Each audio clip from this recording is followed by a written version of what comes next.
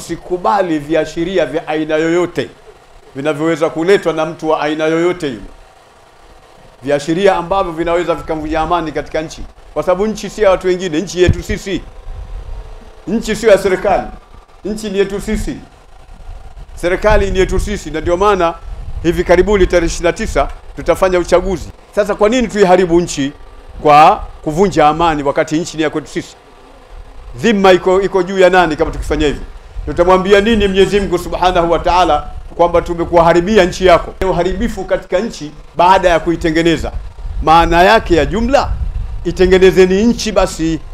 Maana yake itengenezeni nchi, msilete uharibifu katika nchi. Sehemu nyingine ya aya inatilia nguvu aya hii, inasema wala ta'thawu fil ardi mufsidin, wala msieneze katika nchi uharibifu. Sifanye uharibifu wa aina yote wa kuweza kuleta matatizo. Swali, je, Uislamu umezungumzia amani? Msaafu mzima tukiufasiri ni amani tupu. Mtume kipindi chote anazungumzia amani. Ameunga udugu wa Maka wa masahaba wa Maka na Madina kwa ajili ya amani.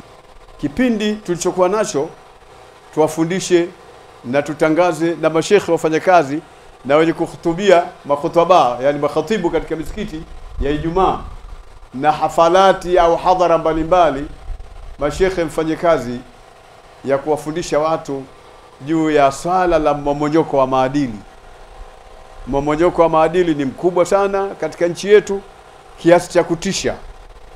Bahati mbaya vitabu vimekwisha, lakini nimetunga kitabu kinachozungumzia mmomonyoko wa maadili chenye anwani inayosema mmomonyoko wa maadili, nani alaumiwe? Kwa hiyo mmomonyoko wa maadili sio jambo la Waislamu. Mmomonyoko wa maadili sio jambo ambalo ameliamrisha Mungu au amelieleza Bwana Mtume sallallahu. Mungu ametuamrisha tulinde, tuwe na tabia njema, tuwe na maadili mema. Vijana tuwafundishe waache mambo yote ya ovyo ovyo, warejee kwa Mungu. Tuko kwenye kipindi cha uchaguzi.